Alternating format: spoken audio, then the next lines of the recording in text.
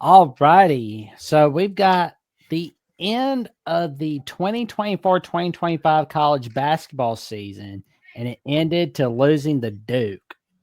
So what was it that went right and went wrong for us for the basketball season? What do we need to do better at for 2025-2026? Y'all want Coach? me to go? Cause I'm about to rip in this basketball program. All right. First, let's give Nate Oates his due. Great coach. We know that he's developed some offensive philosophies that have worked previously in different conferences, different style of game. I think over the past 3 years, we've seen that style need to be added on to. You need to go and get a philosophy that you can really develop some half court sets offensively. All right.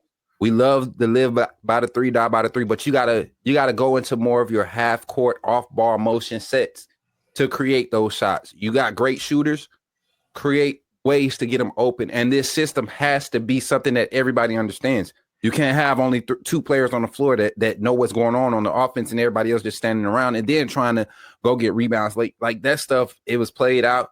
You can't depend on the shooting percentage of the game to be able to gauge. Like you got to have more than one factor to your team. And this year's team, same as last year, it was live by the three, die by the three, or score, live by the score, the ability to score, and die by the ability to score. A lot of teams have had games where they haven't been hitting their target numbers as far as points per game, but they also, they done the things necessary on the defensive side, create extra turnovers, hit the defensive glass, and create second chance points, right? Knock down their free throws. How do you have a team that shoots better than 87% of the country from 3-point range, but is shooting in the 40 percentile of free throw shooting percentage as a team? Like that doesn't match up. So consistency and development, all of these things need to be addressed as he continues to be able to bring in talent. Alabama is an attractive school when it comes to Alabama right now. I mean, to basketball right now. So it's an attractive school. Your offensive half court sets. I don't even have an issue with the defense. I think the defense was massively improved. You finally got the right bodies to play the style of defense you want. It was very spotty, but it was probably good. It was probably the best style of defense you're going to get with your offensive philosophy. Your offensive philosophy has to grow. It has to evolve. You have to get sets off half court sets, literally half court sets. If I'm forced to walk the ball up and slow the game down, I have to be able to operate, and this team was not able to do it or protect the ball. So that's the main thing going forward. You're getting some guys out of the portal. You're getting some interest for some guys. You're going to get a freshman in this class that I think is going to be an immediate impact. This is the year for Nate Oates for me to where, depending on how this year goes to this next season, is he on the hot seat after next season? Not this season. I think they were good. But next year, talented team again, similar results as far as production. I don't care how far you go. Got to have a better quality of product out there. Well, and honestly, like 10 years ago, it's like I didn't even think this. I don't think anybody thought this was a possibility where we see like Alabama and Auburn just taking care of business at college basketball. Like basketball, it's like it's still just kind of sinking in for me. Like, wow, Alabama, Auburn, Final Four competitors in all of college basketball. Let's just talk about the state of Alabama, period. Alabama, Troy, Alabama State, Auburn, Alabama. Like, the Alabama team this year was good in basketball, man. Yeah. I mean, it was huge. And, to Coach's point, we got way too overly reliant on the three. And for those that are like looking back on past editions of Crimson Tide Live, you heard Coach Johnny Burks giving his take on how we're way too overly reliant on the three. And it cost us. Yeah, it helped us against BYU, but it wasn't helping us against Duke. Yeah. And Richie, what's your take on this season for Alabama men's basketball? So we were talking about it on Thursday on your show, and there was someone that commented and said that we had a way better team last year than we did this year. I don't know if I was thinking about it long and hard, and this is what I take from this past season is this. So Marquise Mays put up a tweet that said back when I was in college playing, games were dang near free. And to see what Coach Oach has done the last few seasons, succeeding Avery Johnson, the ex-Brooklyn Nets head coach, was very incredible. And a lot of players have said great things about Coach, and I love Coach Oates to death. My biggest thing is I'm going to give a comparison, and it might be a far-fetched one, but see what you think. We all know who Stephen Curry is, right? Stephen Curry is one of the best three-point shooters in the country, but he's also very good at driving in and making that two-point layup when he needs to because of how versatile he was coming out of college from Davidson. So I feel like we kind of lacked in that category. Not saying that Sears couldn't do that or anybody else, but everybody against BYU, it just was like him and Holloway. Every time they got the ball, if they had a wide open look, they were just going to clack that thing for a 3-point shot. And it's like, hold on a second. Now, they said it multiple times that Grant Nelson was one of the best factors we had. I say this, I think he had a way better season this past year than he did last year. Last year, to me, I felt like he had a lot of foul trouble issues. And for those that don't know, I'm thankful he came back for us because he had worked out with the Indiana Pacers in the summertime. And someone said, I think you need to come back. And they were like, well, what do I need to do? And they're like, just play your comfortable basketball.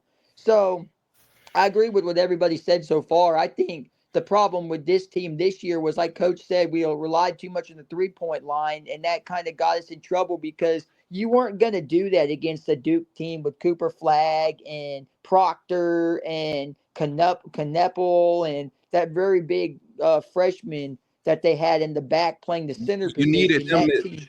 you needed Go them to ahead. miss shots, and they weren't going to. Duke was the most consistent team throughout the tournament. You know, Yep. they were the most consistent team. Their numbers literally every game they've stayed the same. Even yesterday in their 2 days ago in their loss, you know, they played their game. They played their game.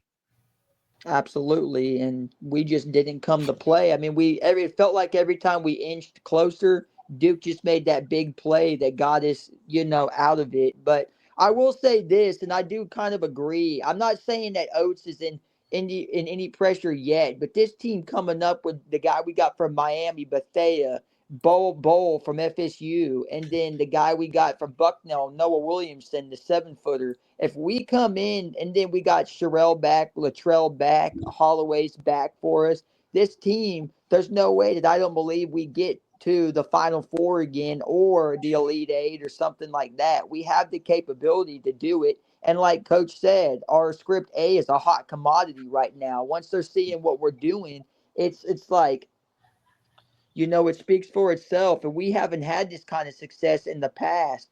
And, but we'll see what happens. That's my take on the season. I think we had a very good season. I don't think it was, where we wanted to, because I'm sure we all wanted to get to a Final Four. But like Nick said, it's like the state of Bama's putting a name for themselves in basketball.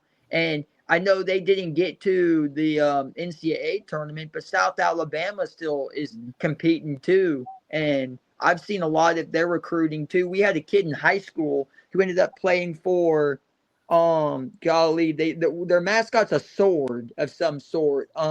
Nichols, it's Nichols State or Nichols, one of the two. He had an opportunity, I think his freshman year, he played at South Alabama, Deontay Smith.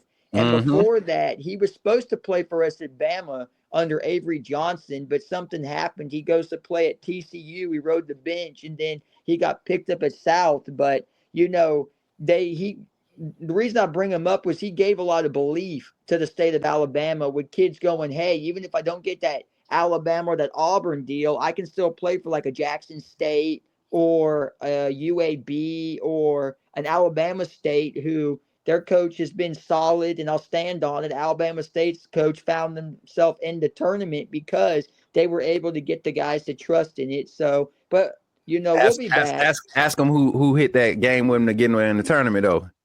Ask who that young man name was. Yes, sir. Yes, sir. That boy CJ Hines, straight out of Atlanta, Georgia. Well, he ain't from Atlanta, but they out of Atlanta, Georgia. That's little cousin right there, man. To see that and knowing, like, literally around the street. I live around the street from Alabama State, so that was cool seeing the family show up for him after that, and then seeing them go up against Auburn in the tournament, man, they played a tough game in the first half, man. We knew they were overmatched. We knew it. They knew it. But them boys went out there and played ball. So, but like you said, the state of Alabama as a whole, even at high school level, go to a 2A rivalry basketball game.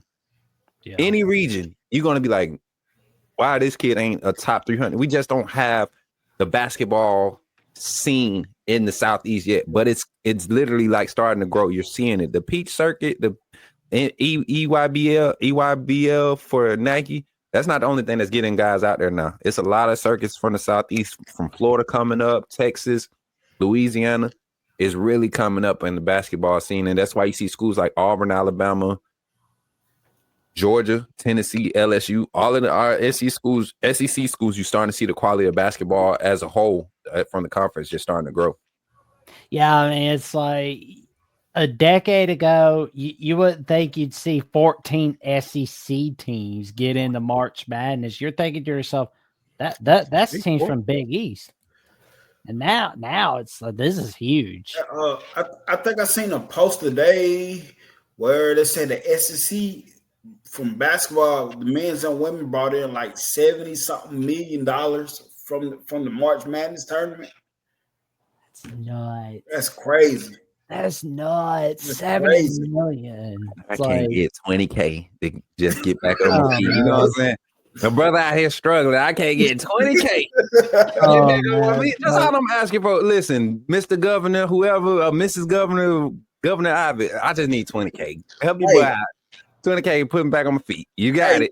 Come on, Governor. My son next 2 counts. Just do that. I appreciate that. Just pay for his next 2 counts. Come on, Governor Ivy. What do you say?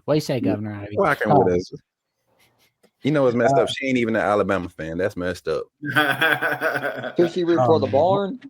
Who she root for the barn? I think she's like a Troy type person. I think she's a Troy State. Yeah, she's really loyal. She's probably happy Troy's not playing Alabama. So that part. Meemaw Ivy's glad of that for sure.